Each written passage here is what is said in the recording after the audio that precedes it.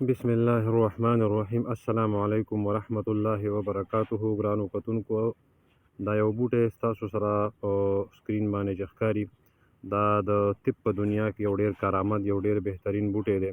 نن به په دې مختصر غونې کلیپ کې ان شاء الله العزیز چې د دې بوټي خواص، د دې افعال، د دې په مختلفو ژبو کې نومونه او د دې کار، د دې مضر اثرات او د دې استعمال، دا ټول ان شاء الله بیانېږي او تاسو ویډیو تر اخره پورې وګورئ. ان شاء الله العزیز چې ډیره فایده به درکړي. دا ویډیو مختصر کلیپ چې دی، دا د تعلیمي مقاصدو دپاره او د معلوماتو تر حده پورې ده.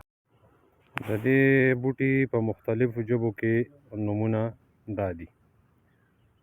پښتو کې دې ته بیکړ وایي، فارسی کې بانسا، پنجابی کې بسوټا یا بسونټا، عربي حشیشة السعال، اردو کې ورته اړوسا وایي او دغه په انګریزي کې نومونه دي ویساکا میلیبر نټ.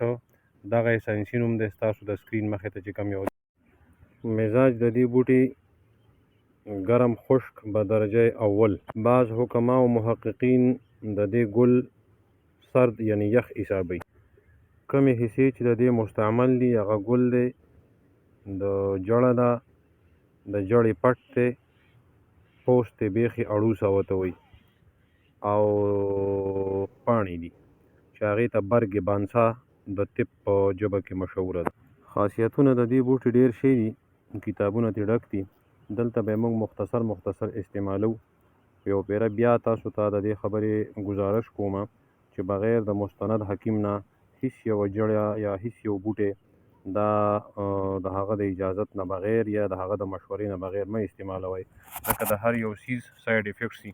څنګه چې د عام دوایانو ساید افیکټس دي، دغسې د جړو بوټو هم ساید افیکټس دي، داسې نه چې د فایدې په ځای باندې نقصان درکړي. د دې لومړی فایده نمبر 1، دا په دمه کې موږ چې ورته سابندي وایو، استوما، دا په دې کې کار کوي. د دې د پاڼو جوشانده څکول غواړي 4 ټیمه د ورځې. او د ساه په تکلیف کې دا ډېر بهترین بوټی دی. او د دې نه یو قسمه مالګه وځي. د مالګې ایستو طریقه که زه بیان کړم په دې ویډیو کې، نو هغه ویډیو به اوږدېږي، لہذا په دې باندې به بیا چېرته یو ورځې بحث وکړو. خو دې ته وایي نمک بانسا یا نمک اړوسا. دا مالګه چې ده، دا د سینې په مرضونو کې ډېر زیات کار کوي. دویم نمبر دا په ملیریا تبه کې، او خصوصا هغه ملیریا چې د هغې سره ټوخی، په هغې کې د دې د زیلې پټ، پوست بیخ بانسا او جمع ګبین او وسره تور مرچ، دا درې واړه چې یو ځای کی او مکس کی، او یو کاشوګه ته سحر، یو کاشوګه غرمه، یو کاشوګه ماښام یا 2 ټیمه استعمالوي، نو الله تعالی ورسره دغه ملیریا هم ختموي او دغه سینه ورسره هم الله جل شانه صفا کوي. درېیمه فایده د دې چې دا نو هغه د وینې ودرول دي. دا وینه ودروي. په زخم باندې د دې د وچو پاڼو پوډر که ودړولی شي، یا که وچې پاڼې نه میلاویږي او د تازه پاڼو، شنو پاڼو نه رس وویستی شي او هغه رس په زخم باندې واچولی شي، نو وینه د دې ودرېږي.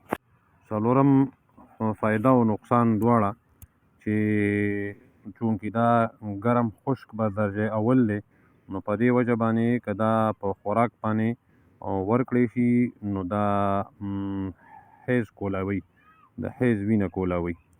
په دې وجه باندې دا حاملې زنانو له، امیدوارو زنانو له په احتیاط سره ورکول پکار دي.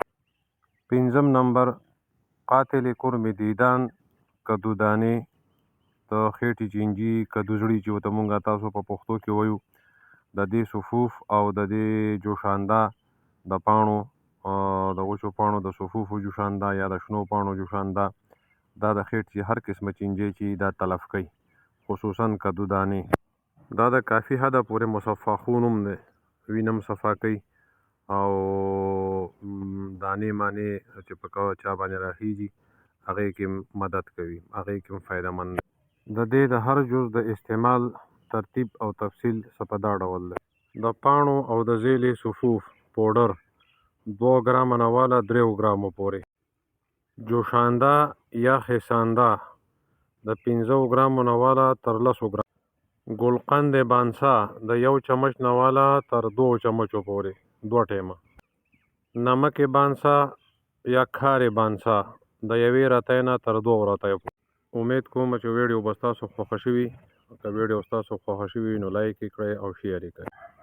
د مزید مفید ویډیوګانو دپاره چینل سبسکرایب کړئ، لایک یې کړئ او د غنټۍ دا بټن درسره ووهئ چې مزید نورې فایدهمنې مفیدې ویډیوګانې او راځي نو چې د هغې نه تاسو باخبر یې. ډېره مننه، ډېره مهرباني. السلام علیکم ورحمة الله وبرکاته.